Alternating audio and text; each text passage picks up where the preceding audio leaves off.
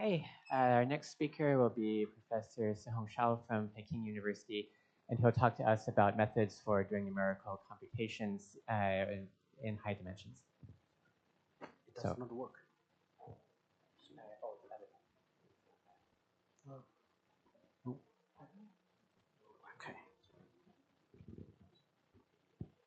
Okay, so let's welcome our speaker.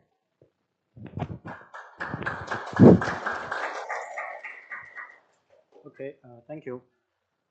Yeah, we lost many people here from the first talk. I'm from the famous neighbor, Peking University. I want to express my gratitude to the organizer and also particularly to Professor Yao for this kind of invitation. I have this opportunity to speak to you our efforts in last over 10 years to developing high-dimensional numeric methods. Okay, so why we need such high-dimensional numeric methods? We have a lot of different reasons or motivations for this, but for me, the motivation is if we want to cross this forbidden region or this boundary between classical world and the classical world and the quantum world, we actually need some very high dimensional mathematical model to do this. The big reason here is the classical world. For this one, this is the famous Newton, and we usually use the phase space. For example, use the position and the velocity, momentum to represent your object, your under consideration. So, but for the quantum mechanics mathematical model, you read textbooks, we use the wave function, the Schrödinger equation. And in Schrödinger equation, we not exactly or obvious explicitly use the phase space. So this is the big reason. In this part, we use the phase space coordinate, but in this part, we introduce the so-called the configuration space. That means the position plus time. So if you want to cross this boundary or this forbidden region, say a famous scientist, say Bohr, said maybe you need to use some amplifier to make you can cross this boundary. So if we want to do that, we actually need the phase space in quantum mechanics for describing this quantum world in phase space. So the reason is why we need to cross this boundary, right? You can see it very safely in this part or in this part. We don't need to cross this boundary. I think the big challenge here, or the big reason is we want to understand how human brains work. So for me, this motivation is we actually want to fill in this gap, this missing gap proposed by Roger Penrose. If we want to understand how human brain works, we actually need to understanding or make a more mathematical model with physical details to let you can go through this boundary. Otherwise maybe it's no hope. We can develop lots of AI tools, but we cannot understand why it works. So this is a big problem. And for me, this is our motivation to developing high-dimensional numeric methods. So where is the high dimension comes from? The phase space. So the mathematical model for quantum mechanics in phase space is called the Wickett function approach. Say this guy, right? It's my convention that we usually use this wave vector to represent the velocity, but it's the same, right? Just some constants for given objects. So the Wickett function, the Wickett introduced this objective function to represent all quantum information for the same system where Schrödinger does. That means this rho is the famous density operator. You can write it into the wave function. this diagonal per side, diagonal per side. So this is a row, this density operator. But in order to obtain this weak function, you first need this coordinate transformation. That's you let your object move slightly a distance, and you want to see the effect of the reflection or effect of this object in velocity space. So we need a Fourier transform. Okay, plus these two together, we get this weakened function. And after given this definition, and you can work in details or derive this weakened function or weakened equation from the Schrödinger equation in a direct manner, just a step by step, and just use some property of Fourier transform, and you can get the working equation in this form. It is very different from Schrödinger equation because you will see this f is a real function. And you can interpret as a distribution, but it's not a distribution because this f can take negative values. But you can use it like a discrete function. That means you can calculate some average, just like a discrete function. And then, this is the first difference. And the difference. The second is this equation, right? You can see it's a non-local model and show a naturally first derivative system in time and in position, and also, but in momentum space or in wave vector coordinate, it's a natural non-local operator. You can see here this CO2 differential operator or this integral operator. See, and the V and this external potential can show this like a finite difference, central finite difference. Okay, so in the whole space, this weakened function is totally equivalent to Schrödinger equation.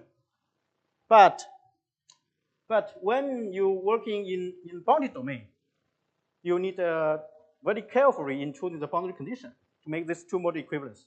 So, and this is and another thing is we can see directly inform that from this weakened equation you can get back to the classical part. Say, if you express this external potential with Taylor expansion and at x, and use some property of the Fourier transform, you will get this the following more expansion, and you can see exactly that this reduced Planck constant reflecting the quantum information goes to 0, right? When you go 0, the remaining part is so-called a classical Liouville equation. That means the Boltzmann equation without scattering, without classical scattering. So this is why we choose this weakened equation, because it actually can let you go through from this quantum part to classical part. And it is the only one at the current stage we can do this. So say, in a word, say, in this part, in this quantum world, we have weakened. In this classical part, we have Boltzmann. And these two equations can make a corresponding one-to-one each other, right?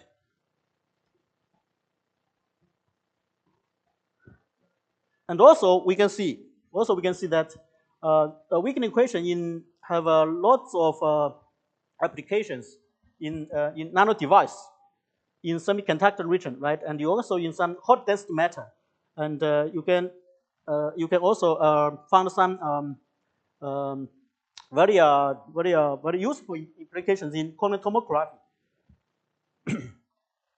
I want to say some words about this quantum tomography, because we can see from this equation, you can, from this picture, you can see that when actually this is analytical weakened function without any new numerical effect.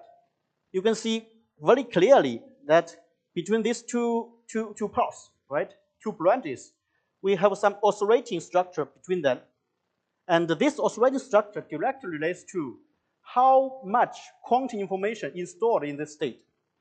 If this oscillating part, you can say we have no any quantum information in this state. So this is the weaker function approach the biggest advantage over the classical, over the common used Schrödinger equation. So that means we can exactly to show how much quantum information is stored in your state, in your common state.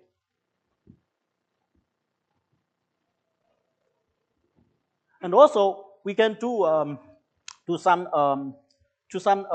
applications in chip design. For example, you can this high-dimensional nanowire. This is some example in hot density matter. The key thing is the key point is we want to fully use the correspondence between the weak equation and the Boltzmann equation because they show very similarity in mathematical formulation. So you can put them together. This movie show you that when we integrate the weak equation by some advanced numerical schemes, you can see exactly the quantum double slit interference. See, if you put a plate here, you can see some dark bright interference phenomena here, right? And this shows you that you can get everything you want. What you have got in Schrödinger picture, that you use weak equation function, you can also see the same thing.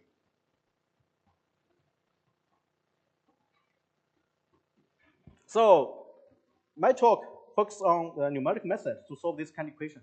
And we just set an example to develop high-dimensional numeric methods.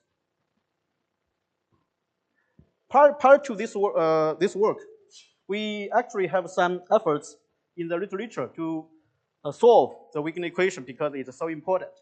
And you can divide it then into two aspects. One is grid-based methods. This is the traditional numerical schemes like finite difference, spectral method, or spreading winner, discrete clocking. But all these grid-based methods are restricted to no more than 4-dimensional phase space. Because when you want to describe your system in phase space, you actually need position and the velocity. It's a naturally high dimension, right? So also in the literature, we have another direction to integrate this weak equation. It's called particle-based methods. It's usually referred to stochastic algorithm.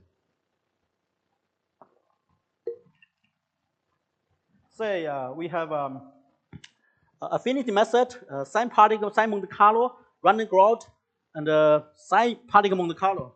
In our work, we use some branching random walk algorithm to we develop some branching random walk algorithm to solve the weak equation. So the biggest challenge to integrate this equation is a high dimensional challenge, right? So it's called a curse or dimensionality. You can see very simple calculations that if we want to sum x k, right? If n is one body system, you have 6-dimensional space, phase space. So in my talk, I want to show two typical examples in both grid-based methods, also in particle-based methods. The first part, we want to show some efforts in this one, in the first grid-based methods, and we actually work in this direction over 10. I think it's about 15 years. So the first part, we come to the grid-based. It's a very traditional one. It's a deterministic method. Say we want to solve this electron photon coupling system.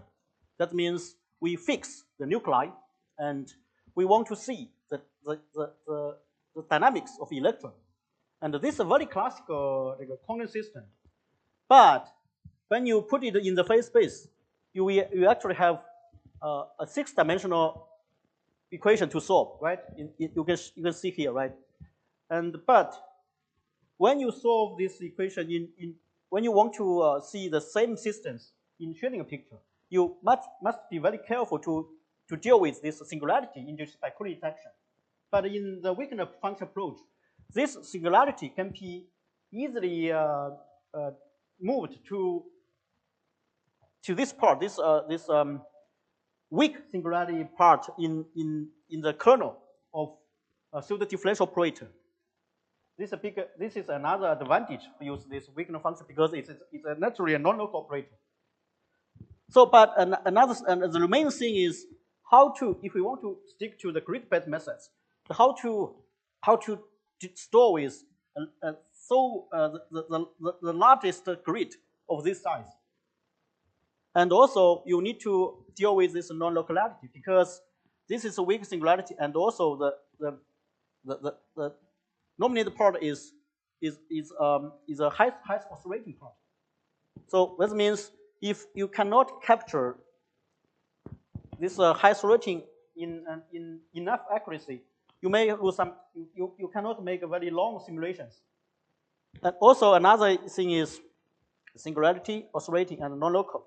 But the biggest problem is the first one.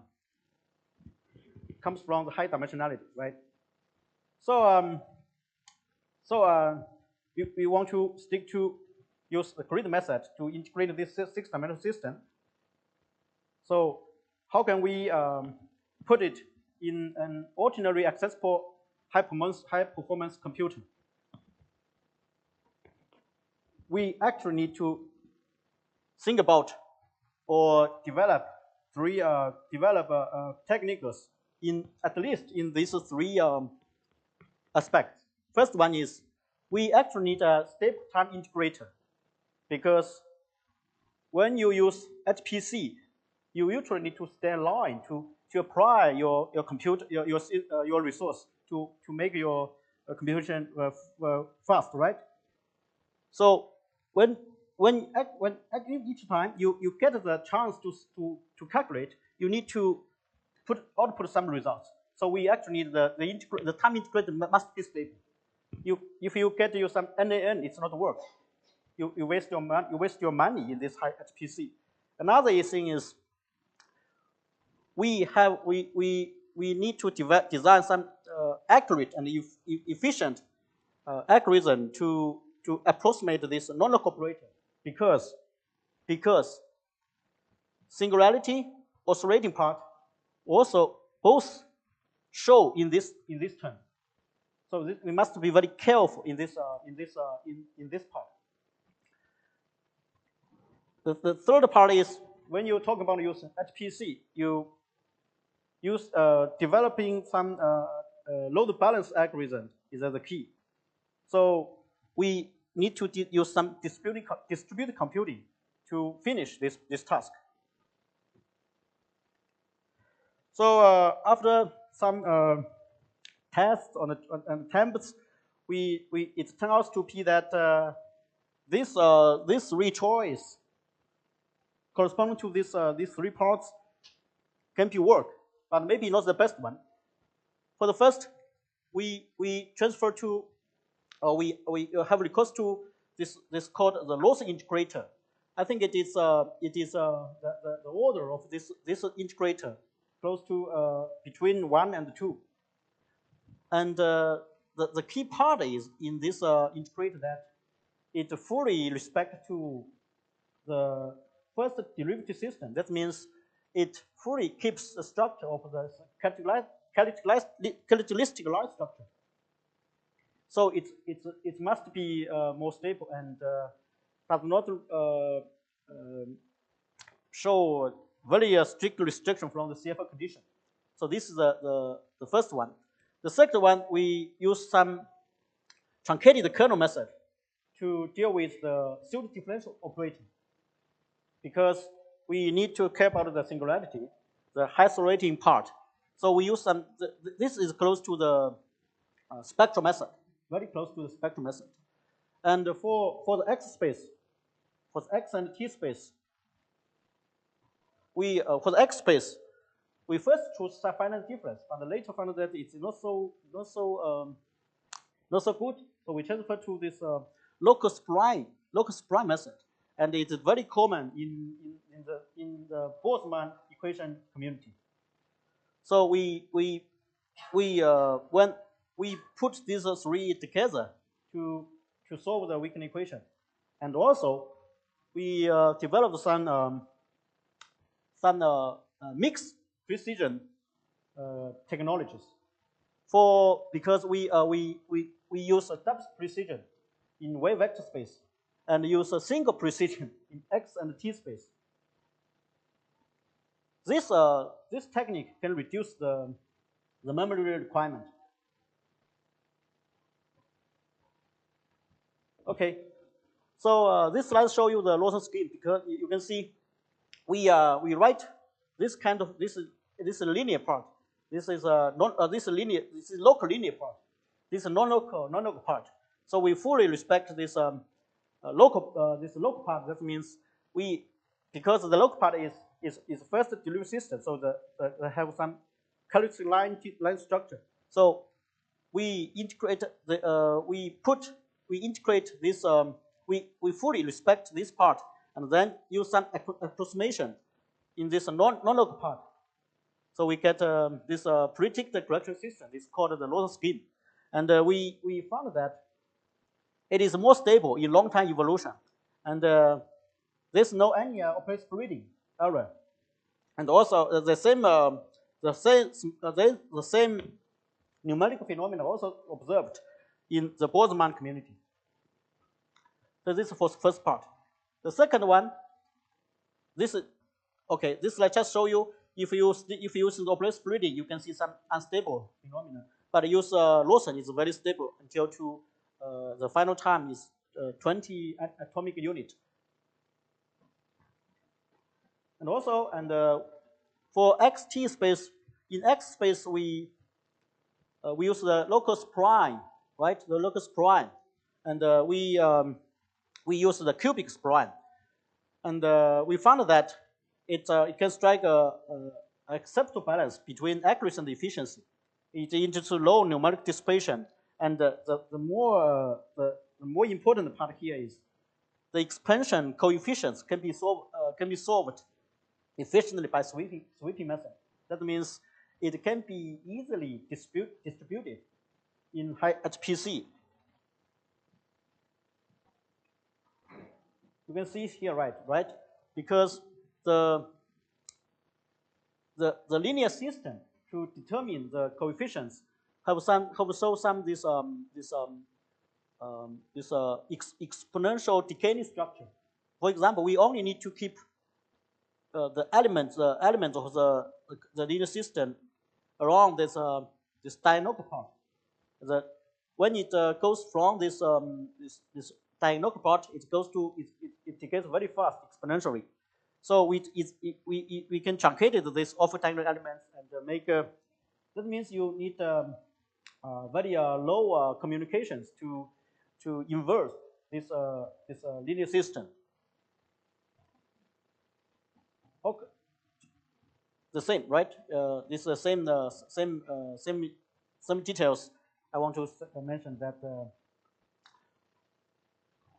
So the last one is how to accurately calculate this pseudo differential term.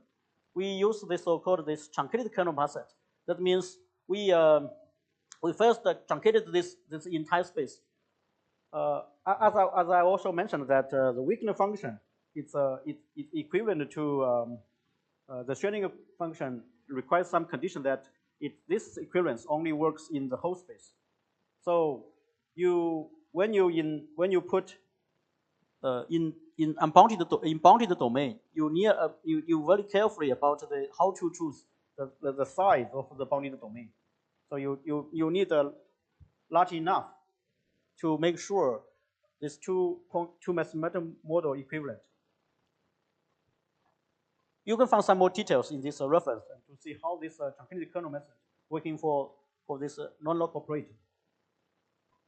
So we put this convergence curves show you that we actually can get the machine precision for non-local operator.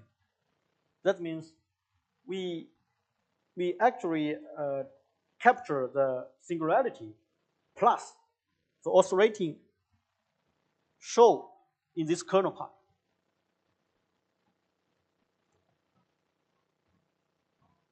So this is why, because this non-local operator or this non-local term contains all quantum information. If you lose some accuracy in capture this one, the result, the numerical outcome of your code is not so reliable, even especially in long-time simulations. So we called this the resulting algorithm the cousin. This characteristic activation spectral method, and we found that it works very well. See, works very well. This is just a benchmark test for this one S state, and we can see the expected accuracy convergence. So they show you the dynamics of the electron under fixed nuclei.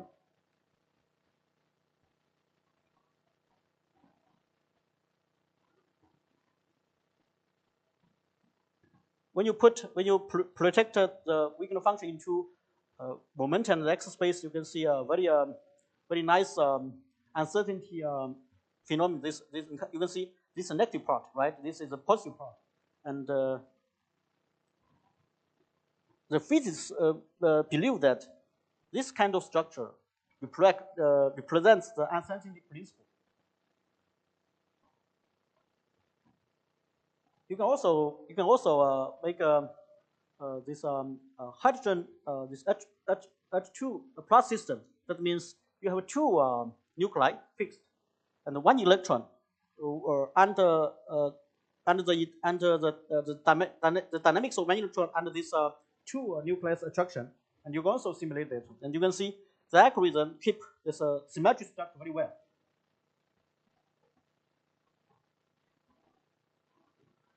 But I want to say the price we got this movie. You see, we actually simulate this system in, I think we use 400 cores, but it takes over 20 days to get this movie. So you can calculate the price. We also test the speed up ratio. Use this kind of system. You can see we can get very nice speed up ratio. Otherwise, you cannot do the long time simulations if this ratio is not so good. So this is my first part, and you can see we can actually use this new technologies developed by computer science. The better computers, you will get the better results. And the numeric scheme, you can find all this numeric scheme in the literature. There's no any more new ideas. You just put everything together, find the very suitable one, and put it together, and use a large machine. You can do that things. So how about or why we need particle-based stochastic method? Say you because for the first part we fix a nuclei, but if you want to sometimes you actually need to let the nuclei is also like a moving part, right? It is free. So when the nuclei is also can move in quantum behavior or in quantum motion, how can describe this one in phase space? Actually, we have this 12-dimensional phase space plus 1-dimensional time direction. And if we can do that, we can simulate the hydrogen atom in truly first principle quantum simulator, right? We do not use any techniques to say to remove this singularity, or no such things. So we actually use this. Still, this is the original cooling system, and so if we want to solve this 12-dimensional model, you will find that the current computers cannot finish this task if you want to use grid-based methods. Because for the last part, we use mixed precision technologies. You also need over one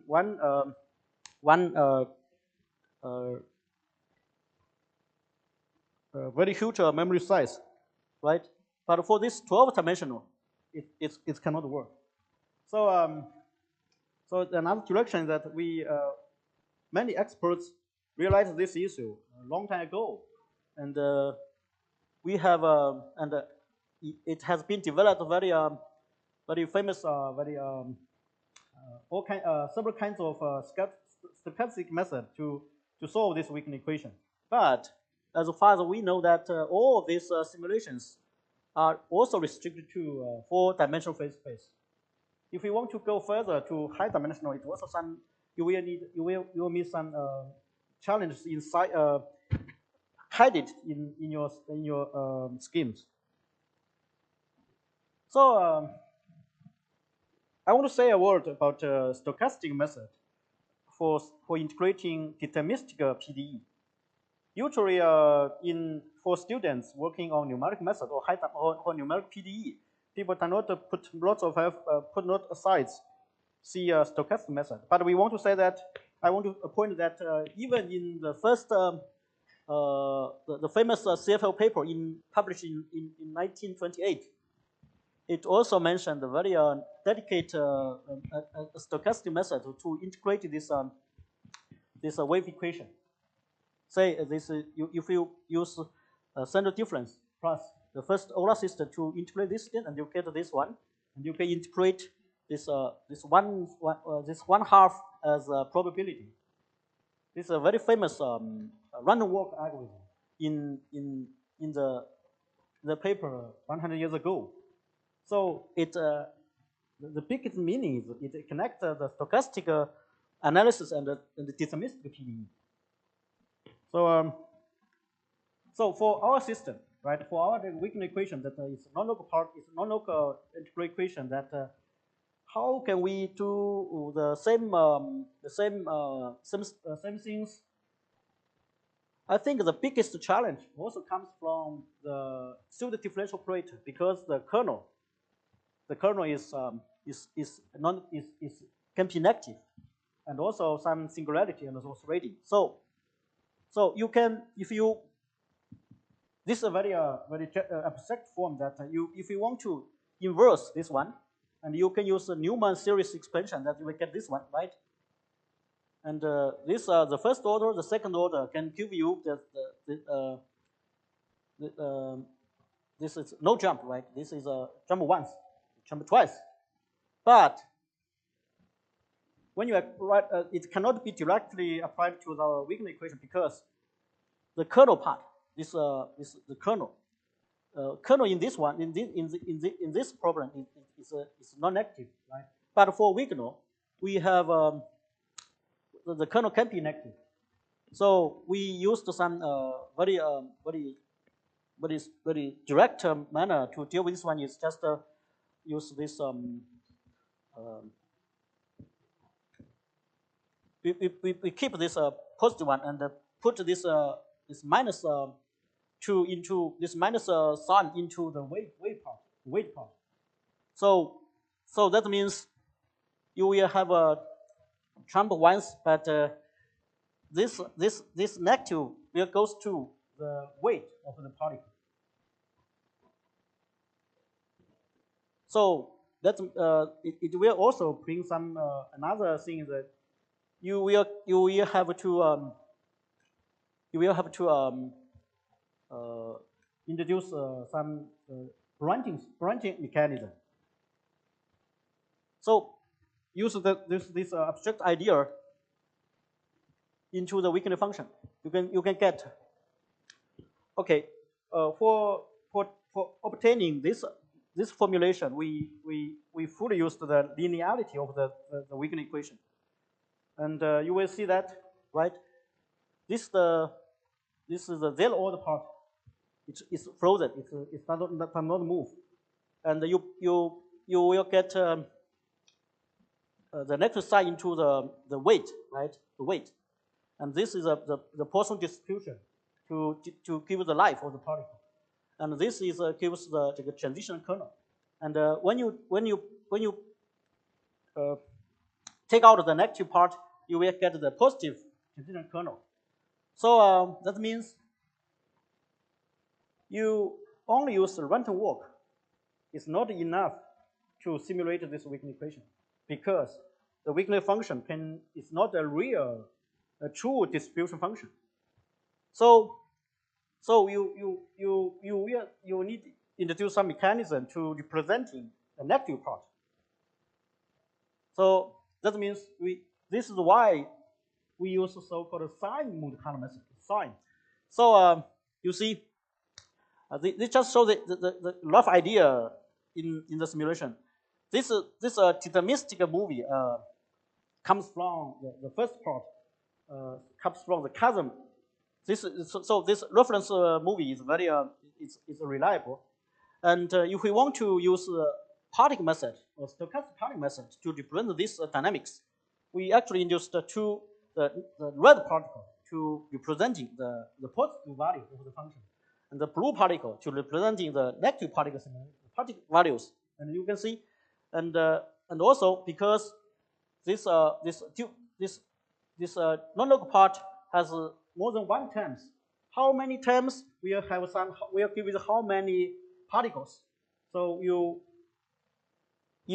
must have some branching mechanism to do that. You can see if the red particle or blue particle can be created randomly, and it also move according to the solution behavior, right? You can see very clearly that. Okay, we prove that this such a branching random walk algorithm can capture the Wigner function without any numeric errors. It is actually the same. That means the first moment is nothing but the Wigner equation, and the error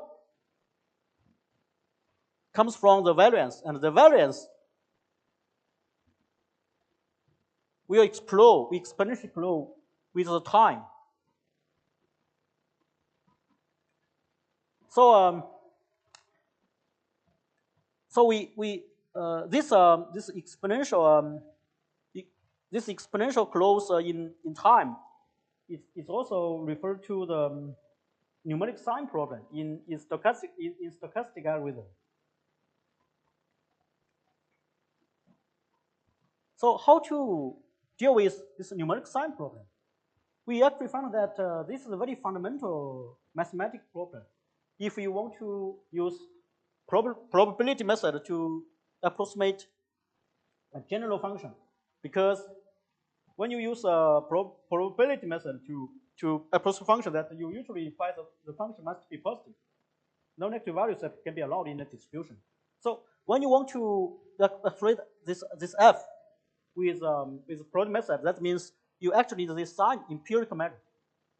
Say this we have P, capital P, refers to the positive part, the number of positive particles, the red one, and M is the particle numbers of the blue ones. So when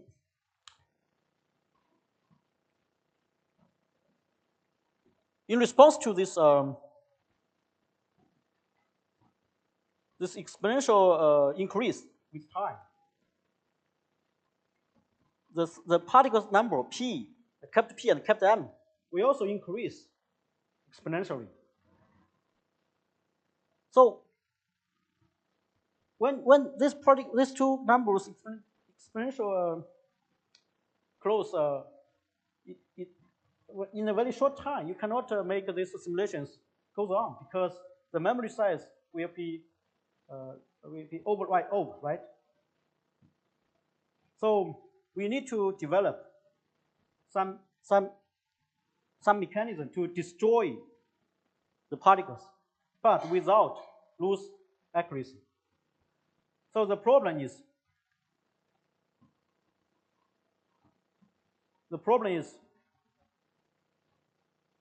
before we get to the discrete or discretized level, we first want to see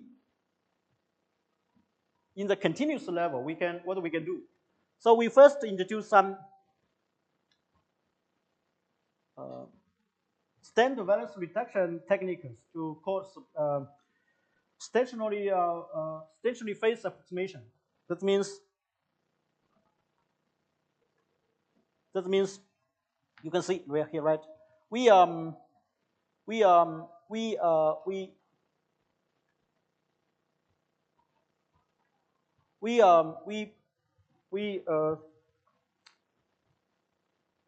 divide the integral from the frequency coordinate, low frequency and high frequency, right? Because it is a Fourier transform, right?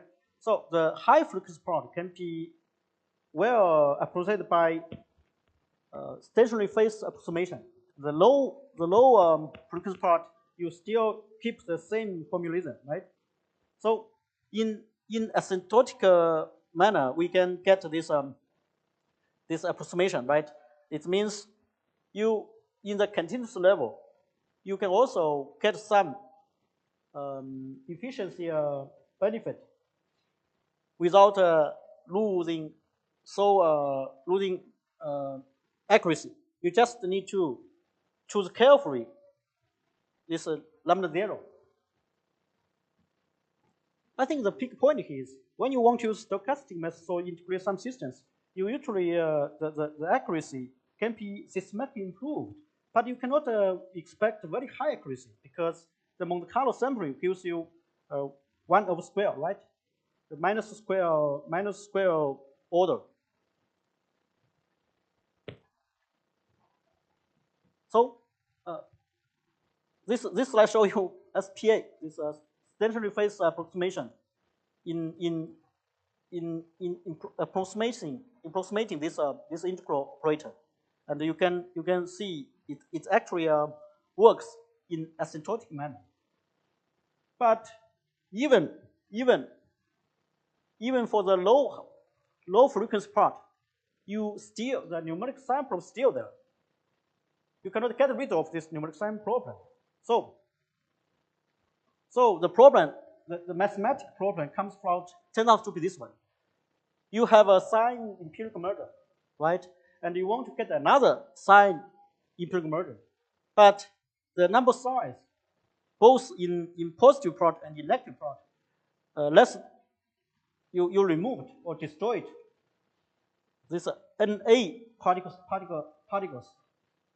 And you want to see this nu and this mu and this nu still keeps the accuracy for a given test function.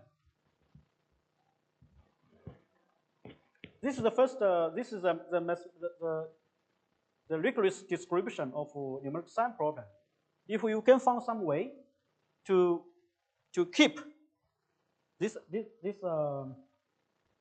error, and at the same time we have very efficient scheme numeric algorithm to keep this error, then we can solve the numeric sample problem. So it's very delicate mathematical problem, and we found a way.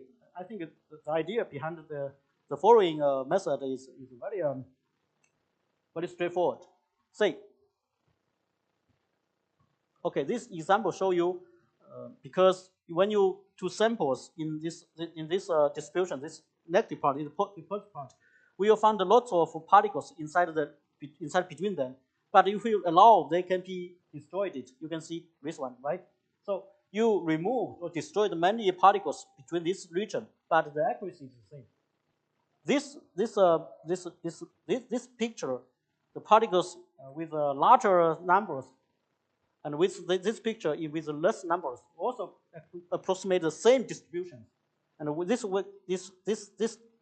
picture shows you that you can use more or less particles to approach this one, and if you can do everything correctly, right? So usually people use histogram. They say you use many uniform cells, and you calculating in the numbers, the positive one and negative one in each cells, and allow them to be destroyed. And but this the histogram is still restricted by the dimension, the high dimension, right? You need use the uniform cells. So it, according to our experience, it usually works in less than 6-dimensional problems. And also, it's the weakness of this histogram also mentioned in this paper to solving the Boltzmann equation with a stochastic particle method. So we propose a method to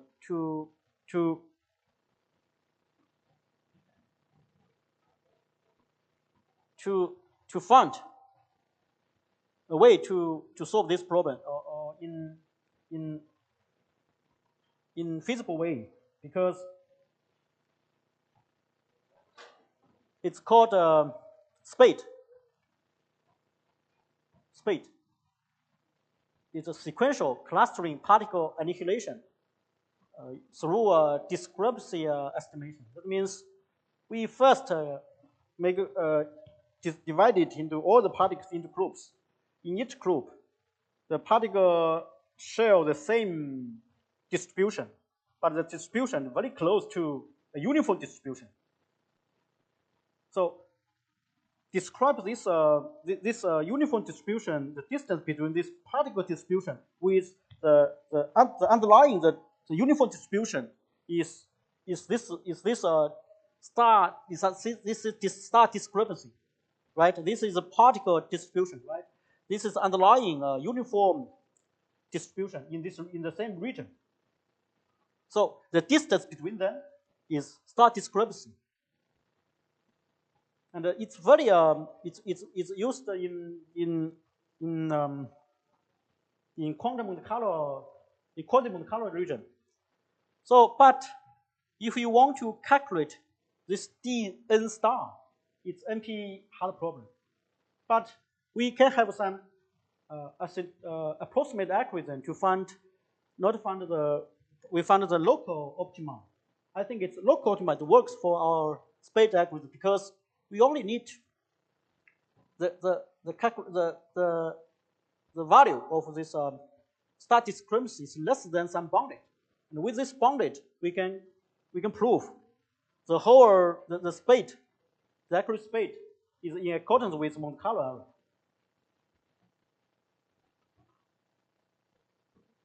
So the key idea behind this spate is we introduce some adaptive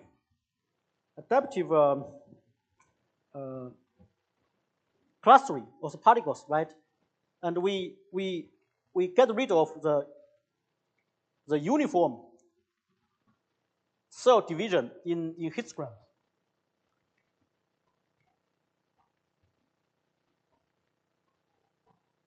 See, this simple picture show you, right? You divided these particles, and you will find that the region, this cell is not uniform, and in each cell, we control the star discrepancy is less than a given bonds, right? And then we destroyed the particles, negative, the red one and blue one, and we get this one. And the last particle distribution, the difference between this the first picture and the last picture, the error control, the error can be controlled, and it's in accordance with the Monte Carlo error. This is the algorithm spate gives you. So you practice this idea into the branching random walk algorithm, because the particle can be correlated, so you need this spate, right? And you can see for 6-dimensional problems, right? You can see this is comes from the cousin, the first algorithm in the first part. And this from the second stochastic algorithm. You can see, I think we put the price here, right? You can see there's the very similar, right? But you can see if we put in zoom in, zoom out, zoom in, you can see some difference. But it's very similar, right? And we can also calculate the error. It as expected, it can be the error between these two can be systematically improved by increasing the sample size or reducing the star discrepancy.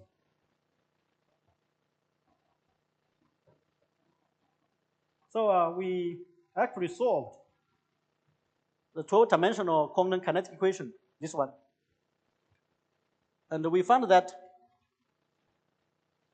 this is the dynamics of the electron, and this dynamics the proton. And in short time, in a very short time, the electron's dynamics is very similar to that when the nuclei is fixed. So this similarity tells you that the Born-Oppenheimer approximation is reasonable in short time simulations for these quantum systems. But when the time goes longer, you will see a much more difference between these two dynamics. That means the quantum behavior, the quantum behavior of a nucleus actually takes over in some situations when the time is long enough, because the proton, when the time is long enough, the proton is not fixed the same place. It actually moves.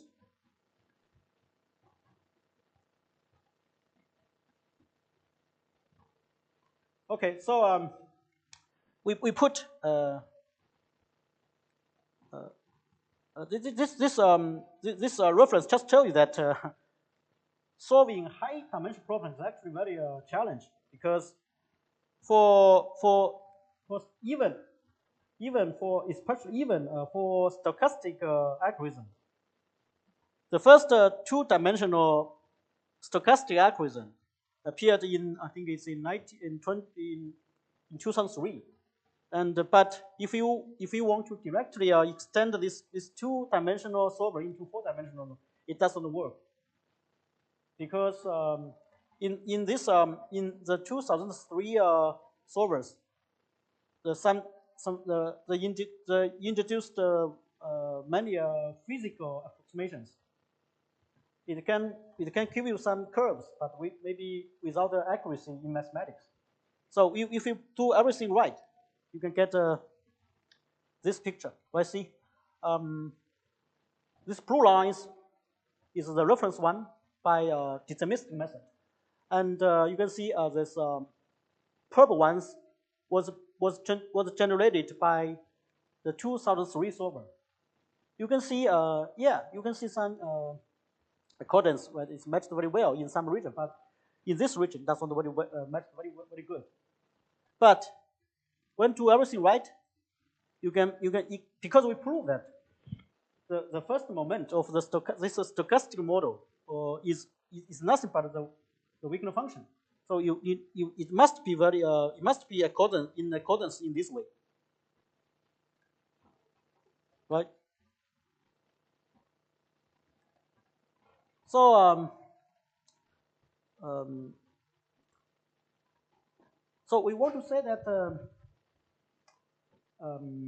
if you want to use grid-based method, if your problem is less than 6-dimensional, you can try. But when you want to go over or higher than this 6 dimensions, you only use these computers, maybe not very helpful. You must introduce some mathematical ideas, and our efforts in stochastic particle method to solve the equation is that the particles must be created, can be created, also can be destroyed. The master can be moved. Master can move according to your solution.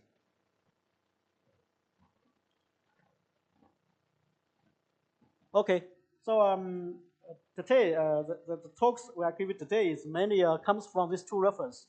And the first author is my former PhD student, now is working at the Beijing Normal University.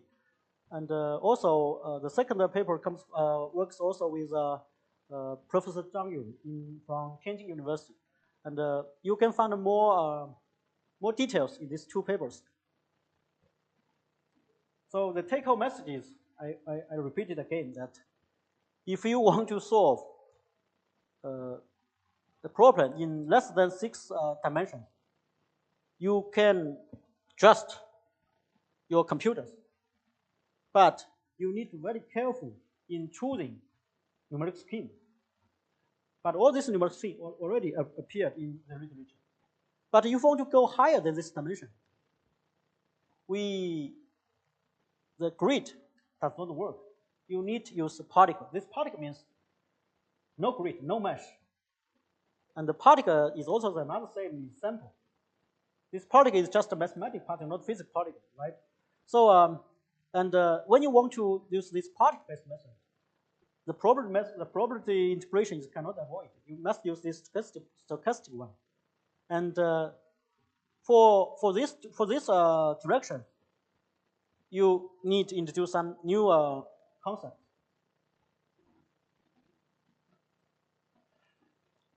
This new concept, we actually need this new concept because we want to keep the accuracy. Otherwise, the numerical results may be not reliable.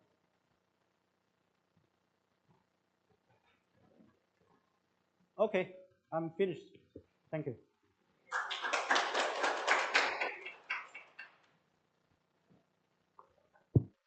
Okay, any questions? Yes, please. May I ask a question? Is there any stochastic ways in computational quantum field theory? Sorry? Is there any what? I mean stochastic ways or method in computational quantum field theory. I think the question is, we're talking about computational problems from quantum mechanics Yes. here. Are there any applications of the same ideas to computational quantum field theory? Yeah, sure. I think it also have some try in CFD. Right? So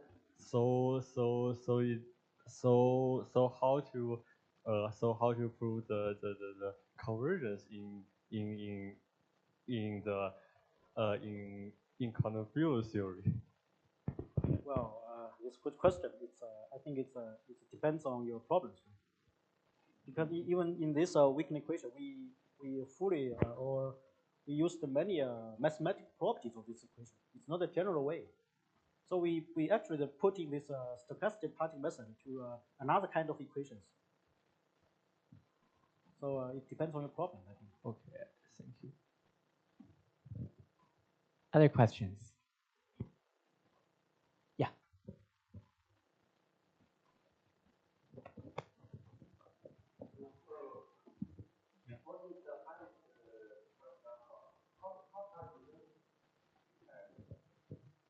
Currently, I think we can work with over now.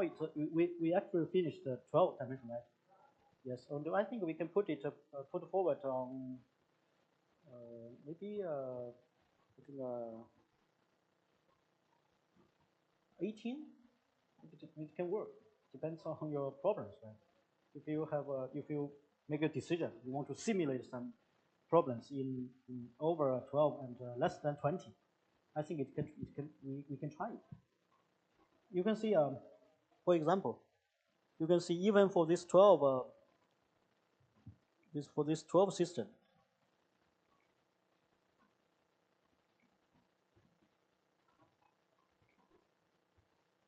this is the price, right? No, sorry. This is the price. You can calculate the price.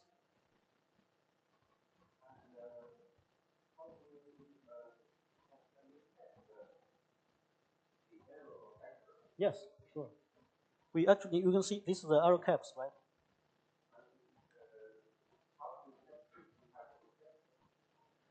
Well, no.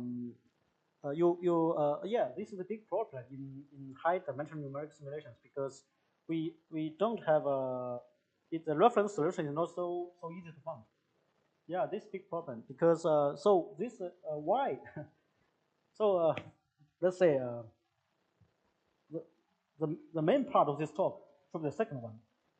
The first one, the first one is, we can say that the first one, the cousin, this numeric screen, just want to produce some reference solutions. Otherwise, we cannot do that. We cannot find this error caps. So we can do benchmark test only in 6 dimension, in less than 6 dimensional phase space. But in 12 in this I think in this 12 dimension simulations, we do not have any reference solutions. So we just say that in a short time, you just compare the dynamics of electron with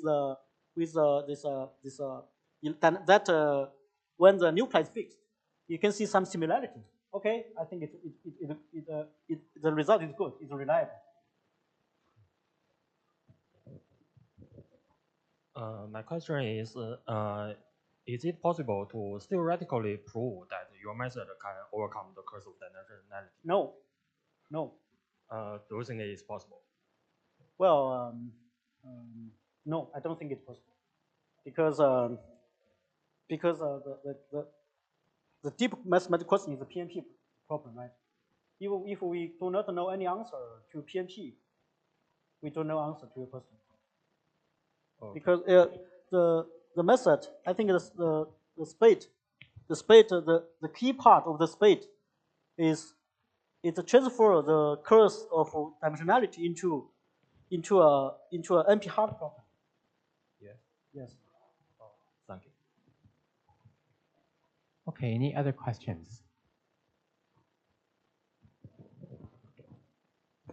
So could you interpret why the convergence order of the lossy method is between 1 and 2? Well, no. And is there any idea to improve the convergence order? Well, it's yeah, you can actually improve that. Use more stages, right? But when you want to some high dimensional simulations, I think the second order or first order is good enough. The key issue here is that you can know the way to systematically improve your accuracy, not the order in itself. Wait, okay.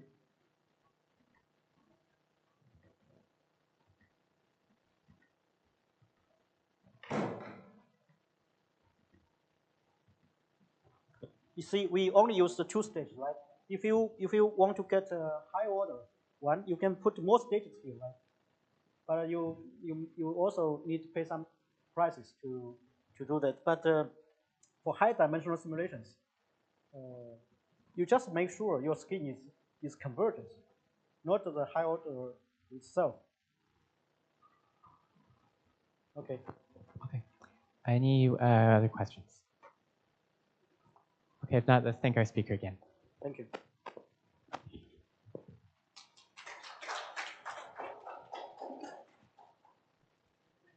Thank you. So, what's your major? I do non-linear PDE. Oh, see.